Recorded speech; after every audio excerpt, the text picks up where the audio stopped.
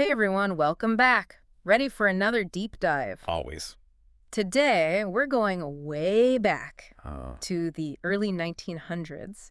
We're going to be looking at this book, A Mind That Found Itself, okay.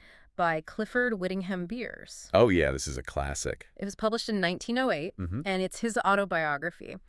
And it's not just, his life story, but it's really about his experiences with mental illness and the truly awful treatment that people received Right. back then. Back then, mental illness was Yeah. something nobody talked about, right? Yeah. It was hidden away. Totally taboo. Yeah. So imagine, it's the early 1900s. Okay. You're Clifford Beers. Mm-hmm. You grow up in like a pretty typical American family, New Haven, Connecticut. Okay. You go to Yale. Mm-hmm. Everything's going great. A good, normal life.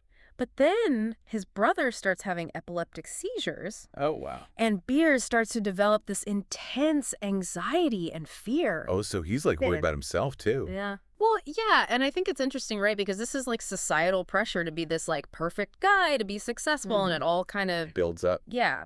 So he has a nervous breakdown. Oh, wow. And he eventually becomes convinced that he's going to develop epilepsy, too. Oh, no. And this is at a time, of course, when epilepsy was... Very misunderstood. Yeah, scary, Good right? Lord. And so, consumed by this delusion, he actually attempts suicide. All right. He jumps out a window. Oh, my gosh. Yeah. I can't even imagine. I know. It's hard to even fathom, like, that level of desperation. Yeah, to get to that point. So he survives, Okay. but the injuries he sustained actually make his mental state even worse. Oh, wow. So he's hospitalized, Okay. and then he goes deep, deep into this world of hallucinations and paranoia. Oh, no. He starts to believe that everyone's plotting against him, Oh, geez. like doctors, attendants, even other patients. Everybody. And he thinks that his family and friends have been replaced by imposters. It's like a nightmare. It really is. Like, his mind is just playing these horrible tricks on him. Yeah. But here's the thing that I find so fascinating. Throughout all of this, his memory remains super sharp, like crystal clear. He remembers conversations, he remembers events Oh, wow. with amazing accuracy. And that becomes like this key part of his story Right. because it allows him to later like write about his experience. He remembers everything. Yeah. So he can write it all down. with such detail. Yeah. So he's in this terrifying delusion, Mm-hmm. but part of him is observing everything, remembering everything. Wow. So he's first sent to a private sanatorium Okay. and then a state hospital. Mm. Both places use really harsh treatments. It's almost like they're trying to punish the mental illness out of people. That's terrible. I know. What does that even look like? Well, imagine straitjackets Okay. being restrained in these, like, muffs, which are these, they're these restraints for your hands. Oh, wow. Yeah. Okay. He's denied basic comforts, yelled at, belittled by attendants. Oh my gosh. I mean, can you imagine? That's awful. It's just awful. It's amazing he even survived that I know. Right. and then still held on to enough. Sanity Yeah, could write about it later. Right. And he weaves in these little details that just bring the whole experience to life. Hold up, what?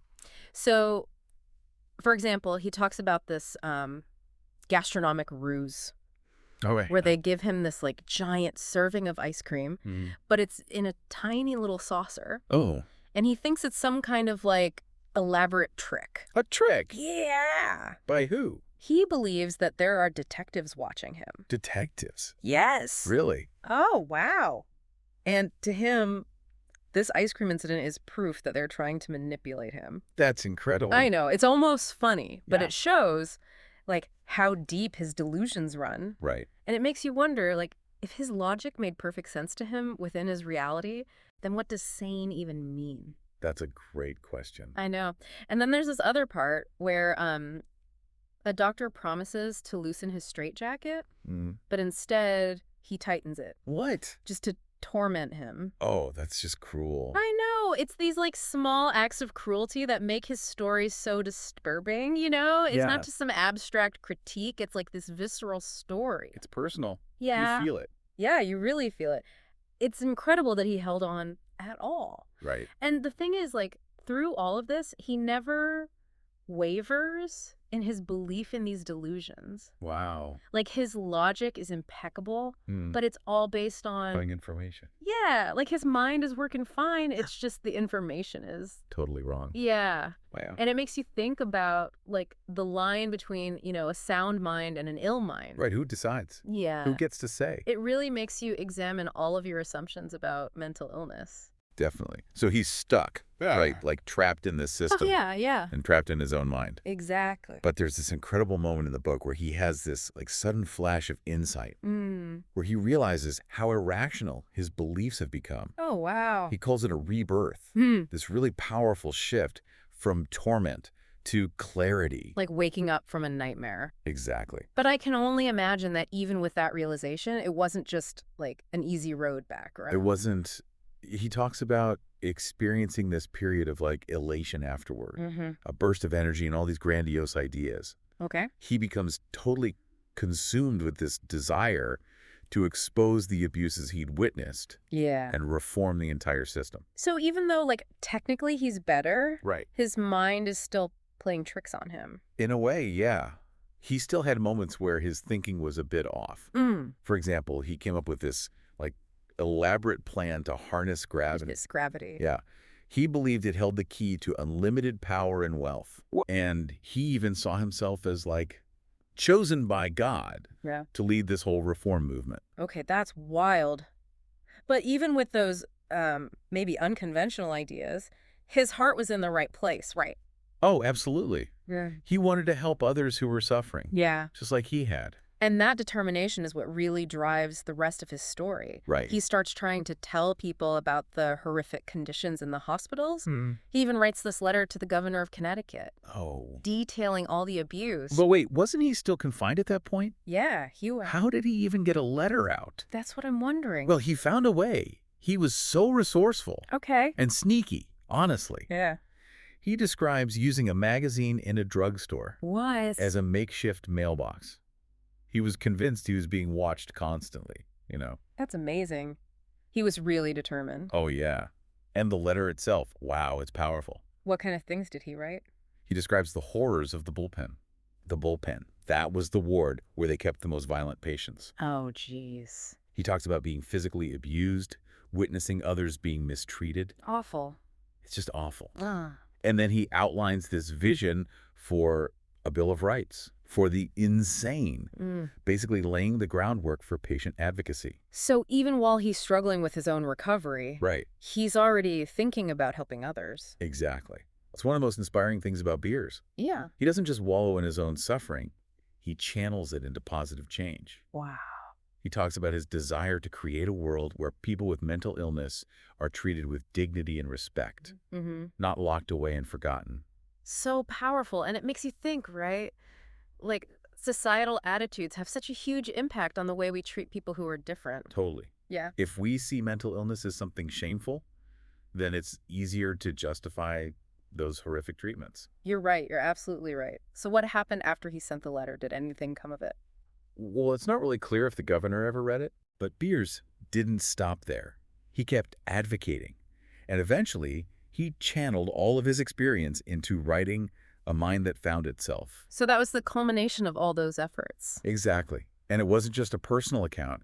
It was an indictment of the entire system. Yeah. He really didn't hold back. That must have been shocking for people to read back then. It was. Remember, this is 1908. Right. Mental illness was still taboo. He brought it into the light and forced people to confront the reality. He was blowing the whistle on this whole system. Exactly. And his timing was perfect.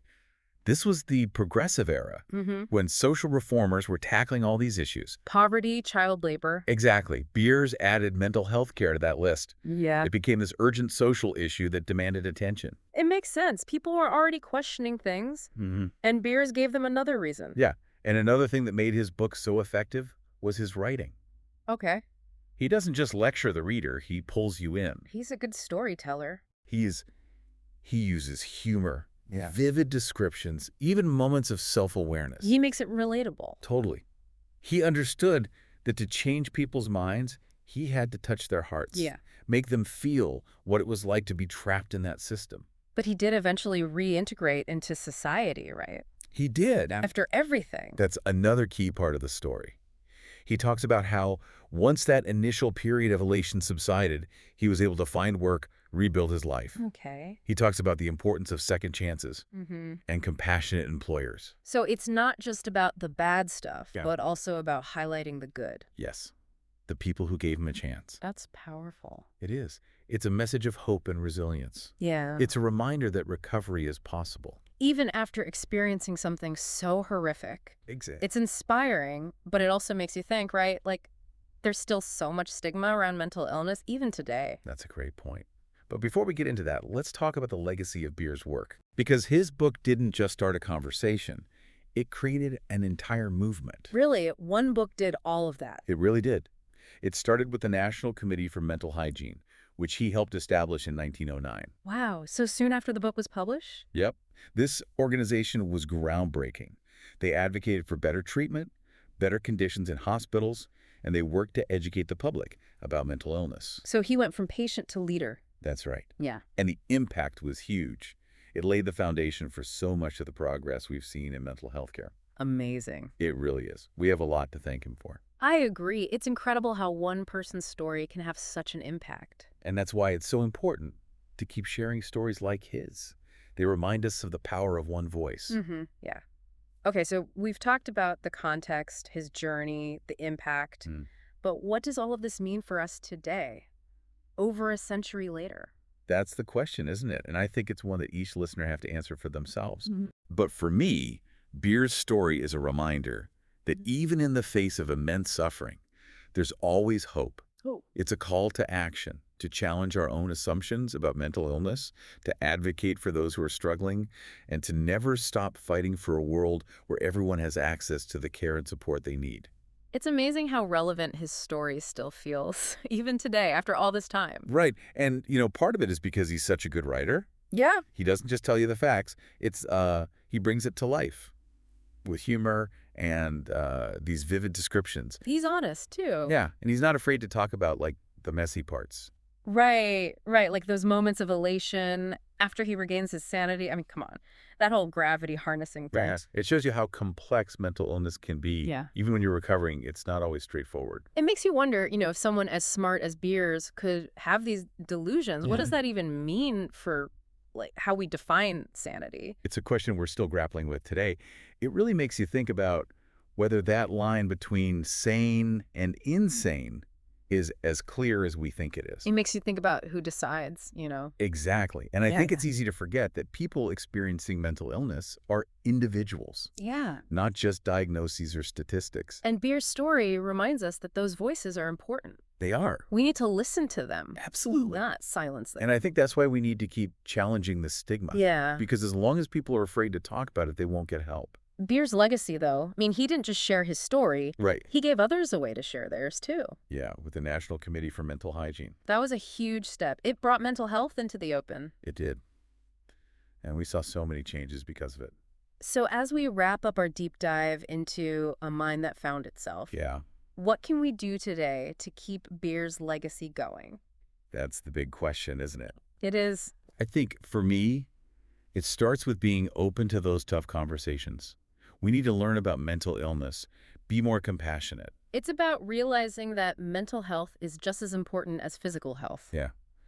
And remembering that everybody's journey is different. Right. What works for one person doesn't always work for another. We have to find what works for us and not be afraid to get help. Exactly. And maybe, if we all do our part, we can help make his vision a reality, a world where everyone can get well.